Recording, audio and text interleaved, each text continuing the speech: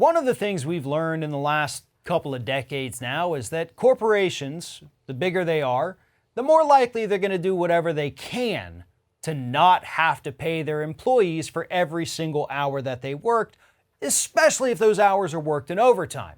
You know, some corporations are moving towards hiring more temporary workers so that a temp agency has to cover the overtime and the benefits, and they can pay less to employees, the company itself, and spend more on themselves. Other companies have gone a different route.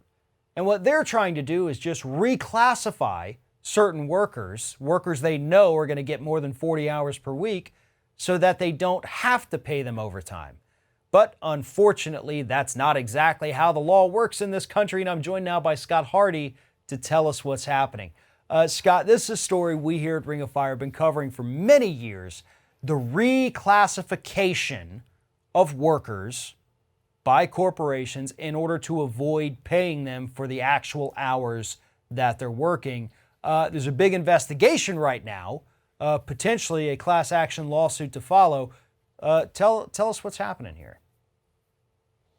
Sure. So this class action is, just like you said, we see these happen and get filed every single day against corporations that are taking their hourly workers that are doing hourly jobs like, mopping floors, checking out customers, just stocking shelves. And they're saying, hey, I'm going to promote you. You are now an assistant manager.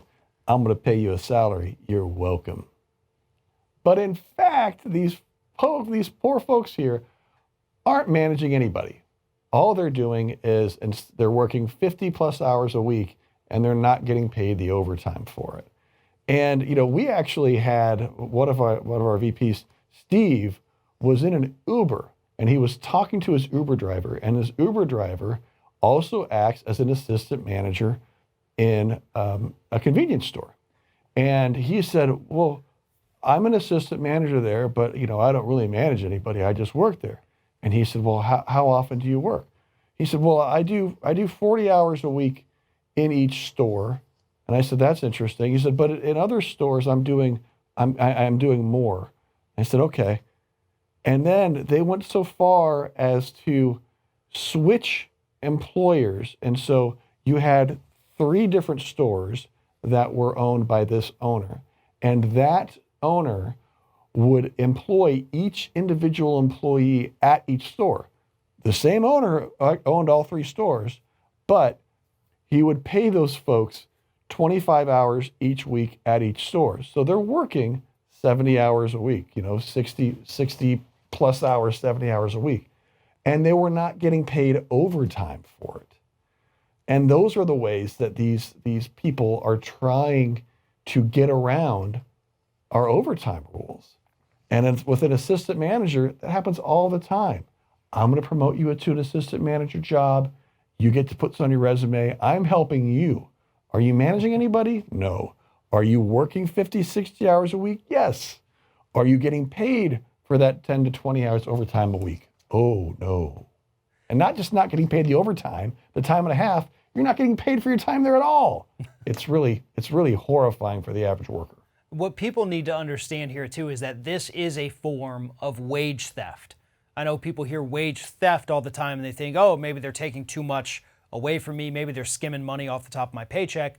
But wage theft also comes in the form of not paying workers for the hours that they are present or shorting them on overtime, whatever it is. And yes, corporations are in the business of making money, but you can't make extra money by screwing over your employees. And unfortunately, we have this insane, I should call it, list of companies that have basically been accused of this or have been caught doing this over the years. We've got our Walmarts, Microsoft, JP Morgan's, Abercrombie's, Prudential, TD Bank, Subway, KFC, Burger King, Wendy's, T-Mobile, retailers. This is not just, the convenience store down the street. This is some of the biggest, baddest employers here in the United States. This is a widespread problem, and people need to understand that this is not legal. This is not okay. You are not necessarily an assistant manager now. You're not an associate. That's just a title they've slapped onto you so that they can get more bang for their buck, work you longer hours, and not pay you for it. That's what's happening right now.